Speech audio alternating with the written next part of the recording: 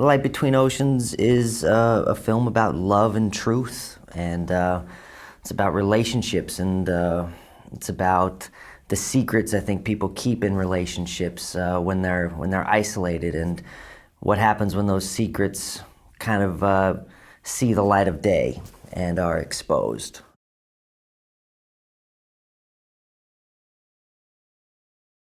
And one day, as if a miracle happens in their life, and a boat washes ashore, and in the boat is a dead man and a baby, and they take the child for their own, and many years later come to find out that that baby has another mother, and we learn the story of how that baby and that man arrived on the island.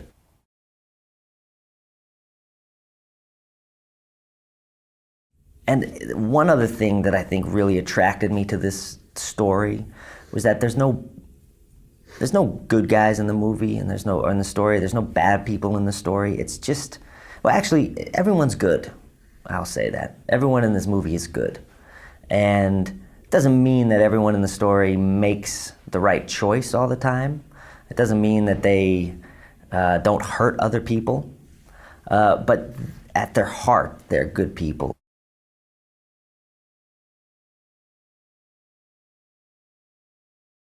I think the movie's incredibly faithful to the book. The best compliment I've had from anyone that's seen the movie so far has been from the author M.L. Stedman herself, who saw the movie recently, and she called me to tell me that she spent the day after seeing the movie weeping, and she said she was weeping because she felt that she was understood.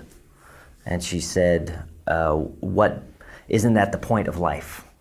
Is that we, as human beings, are trying to be understood by each other.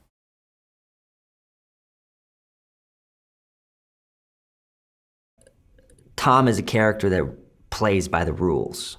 It's the rules that allowed him to survive the First World War. And when Tom falls in love with Isabel, she challenges his rules. She challenges everything about his identity, which is to do things by the way of the book, which is what makes Tom a great lighthouse keeper, because he has a logbook and he can report when he lights the light and when he turns the light off, and he can report what he sees and what he doesn't see, and it's very clear, it's very black and white. And what Isabel does is come into his life, and she actually gives him life, and it's something that Tom is struggling with at the end of World War I, which is he feels guilty that he's alive, and Isabel helps him to embrace that life.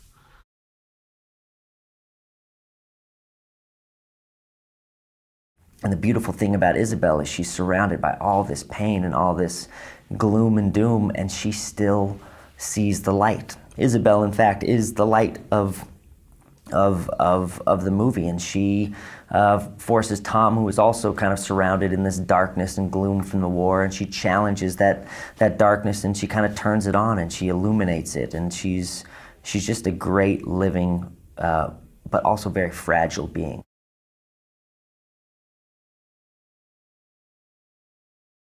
Hannah Rohnfeld is daughter of wealthiest man in this town, Partagers, wealthiest.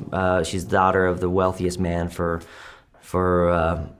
hundreds of miles, and yet her father's money isn't. She doesn't want to be defined by her father's money. She's an incredibly brave character that chooses love over security, and I'm always attracted to characters like that choose love over security, or choose passion over safety.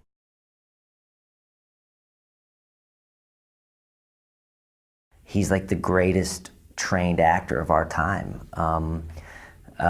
And I've long been a fan of Michael's. I remember seeing Hunger for the first time at the movie theater. Right before I shot Blue Valentine, I went and saw Hunger.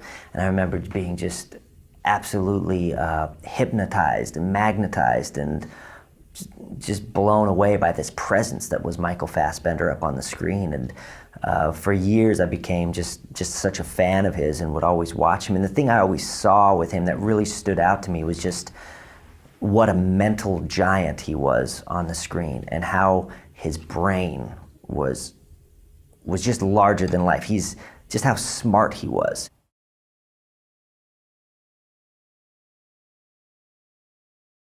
The thing I'll just say about Alicia is she's so beautiful as well, and she's so cinematic. If you just point the camera at her and she does nothing, you feel like there's 1,000 secrets inside of her, and you feel like there's 1,000 storms going on inside of her, and you feel like everything is happening and swirling in this girl. And then you have her do a scene and you realize how talented she is and how brave she is. And she's not afraid to do a scene when she hasn't slept at all the night before. She's not afraid to do a scene when she's not been in the makeup chair. Do you know what I mean? She's totally vulnerable and completely she has no self-consciousness. And to work with her at the place when I worked with her, I felt like I was working with someone very, very special.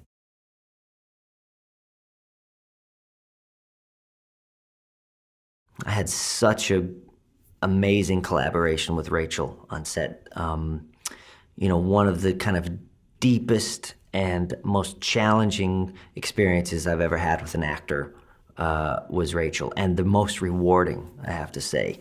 The places that I think we got to in our trust and kind of understanding and belief in each other, and belief in the story and the character was one of the best experiences I've ever had as a filmmaker, was working with Rachel.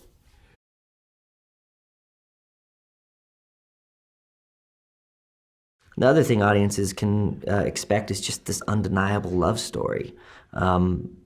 There's a great classic fable here up on the screen about romance and truth and love. It's like a battle between love and truth, this movie. And I think they can expect to be transported to this fictitious world that hopefully they can relate to and see themselves in, and hopefully they'll leave arguing with each other a little bit about whose side was right.